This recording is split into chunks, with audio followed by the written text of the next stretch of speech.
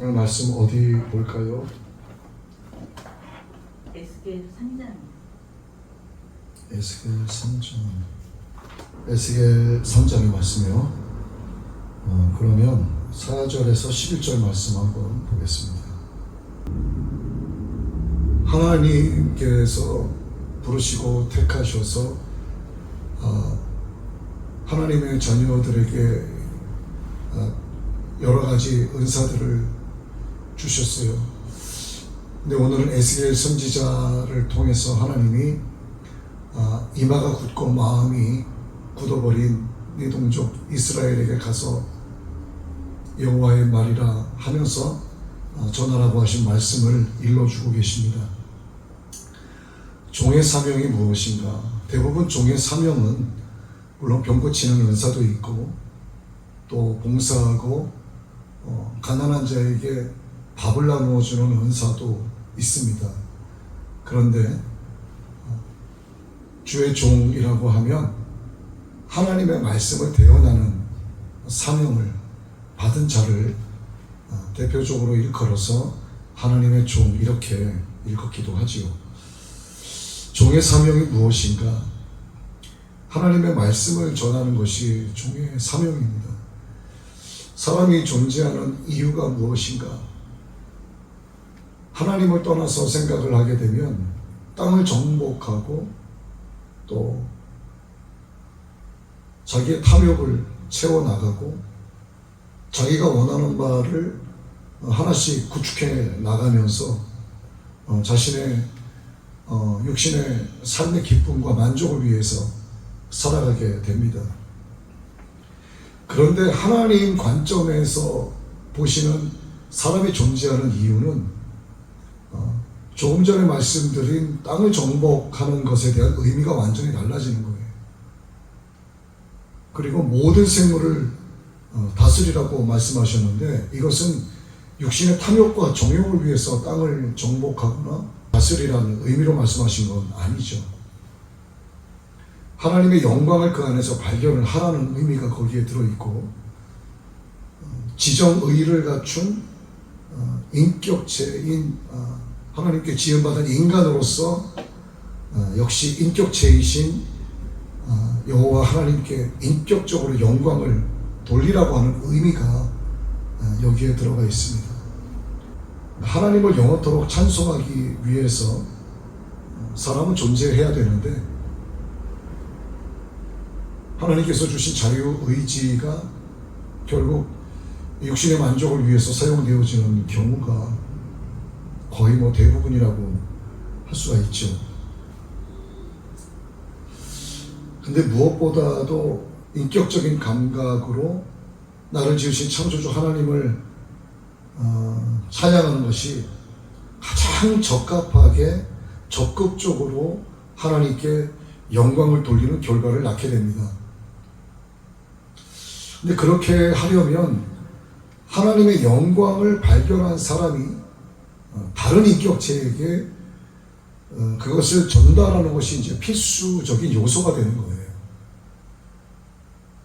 내가 예수님 믿었으니까 내 안에 예수님의 복음을 간직하고 나만 갖고 가서는 안 된다는 겁니다. 그 땅을 정복하라.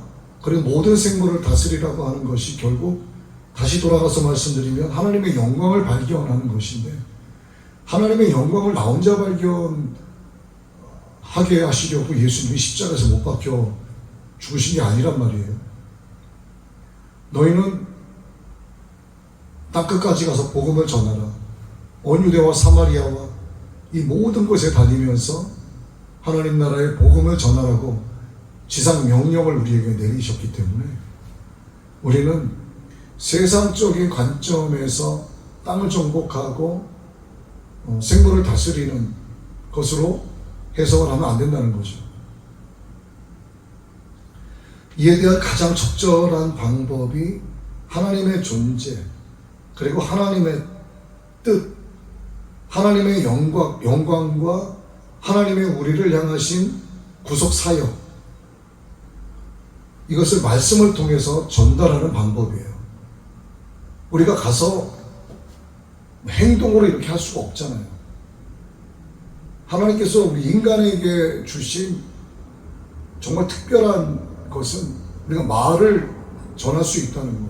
그래서 타락 때문에 이제 영원한 형벌을 받을 사람들 가운데서 하나님 말씀을 우리가 전함으로써 그들이 하나님의 은혜로 구원을 받고 또 그 가운데에서 또 말씀을 전하도록 택하심 받은 사역자들은 다가오는 여러 가지 곤란한 상황들, 또 부끄러운 상황들, 이러한 것들을 무릅쓰고 하나님의 말씀을 적극적으로 전해야 하는 것이 맞죠.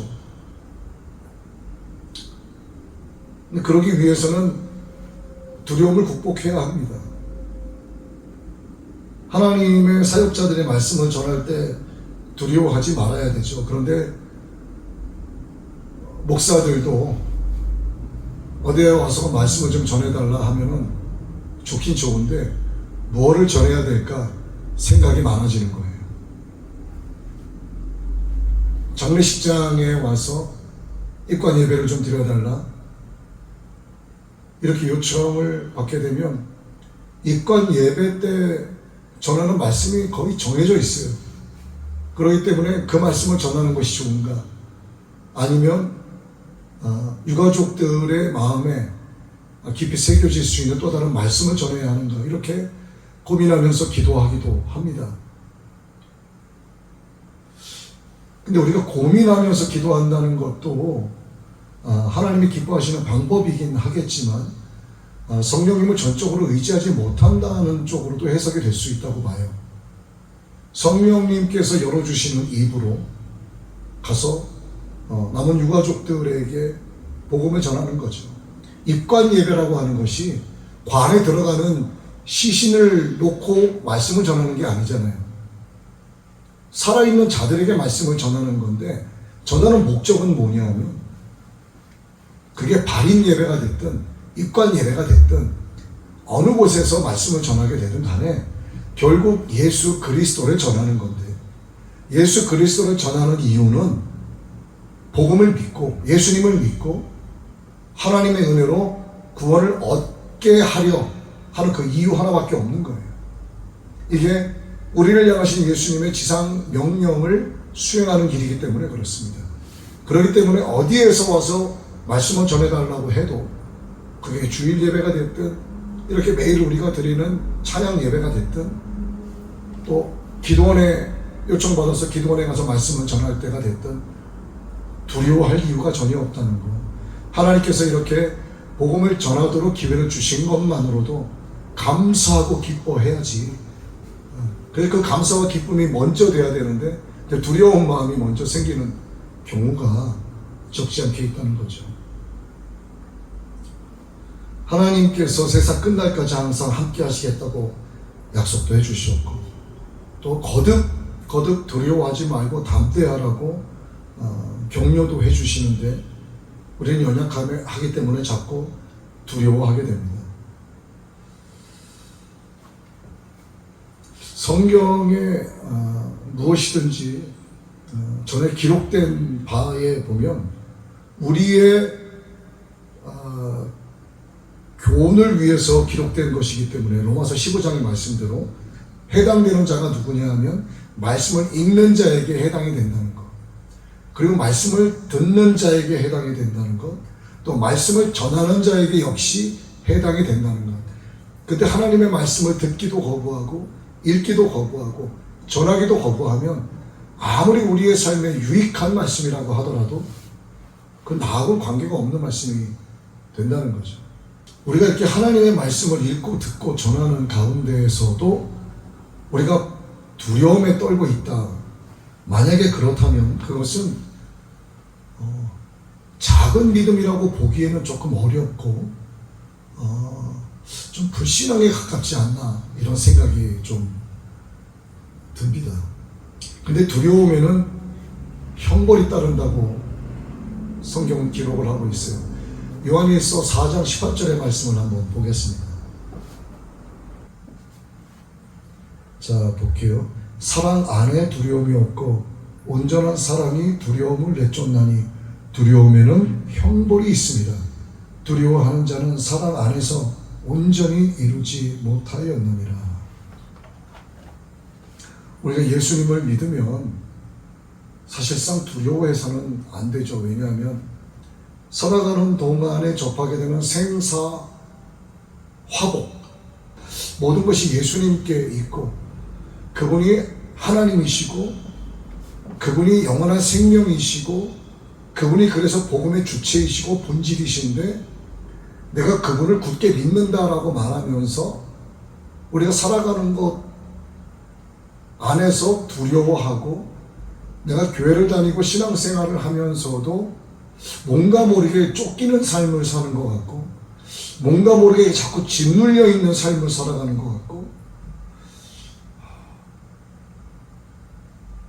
닥쳐지지 않은 상황인데도 불구하고 마치 좋지 않은 일들이 일어날 것처럼 생각하면서 살아가는 게 사실상 우리 인간의 나약한 모습의 대표적인 모습들인데 이런 것 때문에 두려워해요.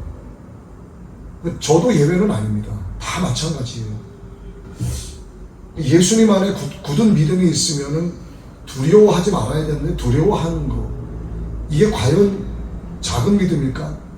베드로가 풍랑이 있는 바다에 발을 딛고 걸어갈 때 세차게 불어오는 바람으로 인해서 갑자기 주님을 향한 시선이 파도 쪽으로 향했겠죠. 그러면서 빠지자 믿음이 작은 자여 왜 의심하였느냐.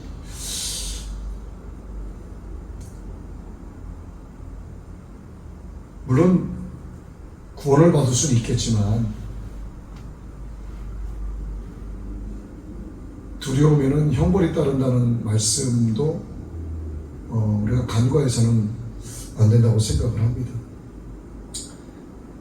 더더욱이 주님의 종은 주님의 뜻대로 살아야만 상을 받고 더더욱이 주님의 종은 하나님의 말씀을 가르치는 자로 기름 부음을 받았기 때문에 제대로 가르치지 못하면 이에 따른 형벌이 어마어마하죠. 주님께서 항상 함께 하심을 믿고 하나님 말씀 안에 거해야 됩니다. 오늘 에스겔 선지자에게 하나님께서 말씀을 하세요. 이스라엘 족속에게 가서 내 말로 그들에게 고하라. 너를 언어가 다른 곳에 보내는 것도 아니고 그들이 네 말을 알아듣지 못하는 것도 아니고 네가 그들의 말을 알아듣지 못하는 것도 아니다. 너의 말을 알아듣고 그들의 말을 네가 알아들으니 너는 이스라엘 민족에게 가서 복음을 나의 말을 전하는데 그리고 이스라엘 족속에 대한 특징이 나오죠. 이마가 굳고 마음이 굳어 너의 말을 듣고자 아니하리니 이는 내 말을 듣고자 아니함이니라. 그렇죠. 하나님 자체가 싫은 거예요. 그냥. 그런데 이마가 굳고 마음이 굳은 이들이 누구일까? 오늘날 교인들 아니겠어요? 말씀이 홍수처럼 일어나고 있습니다. 근데 홍수에 마실 물 없다고 한 것처럼 저도 이렇게 누군가 보내주는 말씀을 가끔 듣기도 하는데 그 말씀을 듣다가 그냥 이렇게 꺼버리는 경우도 종종 있고 말씀을 들으면서 처음부터 눈물이 나는 경우도 있어요. 그럼 왜 눈물이 나냐 하면 말씀의 은혜가 돼서 눈물이 나는 게 아니라 이 말씀을 성도들이 듣고 있는 것 자체가 너무나 불쌍해서 눈물이 나는 거예요. 저랑은 어떻게 보면 관계없는 성도들이고 그 유튜브 통해서 말씀을 전하시는 목사님도 저랑 관계없는 사람이요.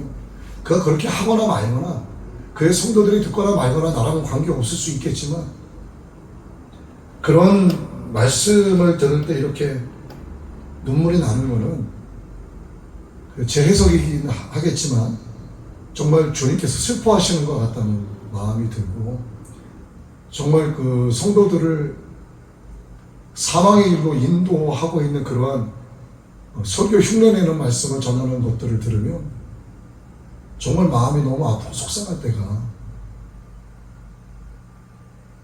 종종 있었습니다. 그런데 이스라엘 백성들은 마음이 굳고 이마가 굳다 보니까 에스겔 선지자에게 이렇게 말씀을 하세요. 그들의 이마를 마주보도록 너의 이마를 굳게 하였을 때 너의 이마를 화석보다 굳은 금강석같이 하였으니 그들이 비록 반역하는 족속이라도 두려워하지 말며 그들의 얼굴을 무서워하지 말라 이렇게 말씀하세요.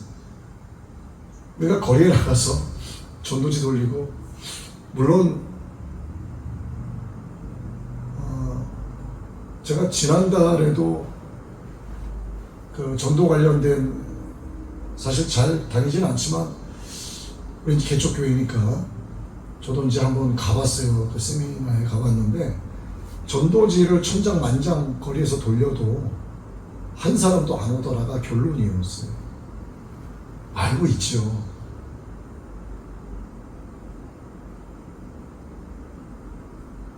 그래서 이제 우리도 이제 전도 축제를 7월 20일로 정해서 이와 같은 방법으로 좀 해보려고 기도하면서 나아가고 있습니다.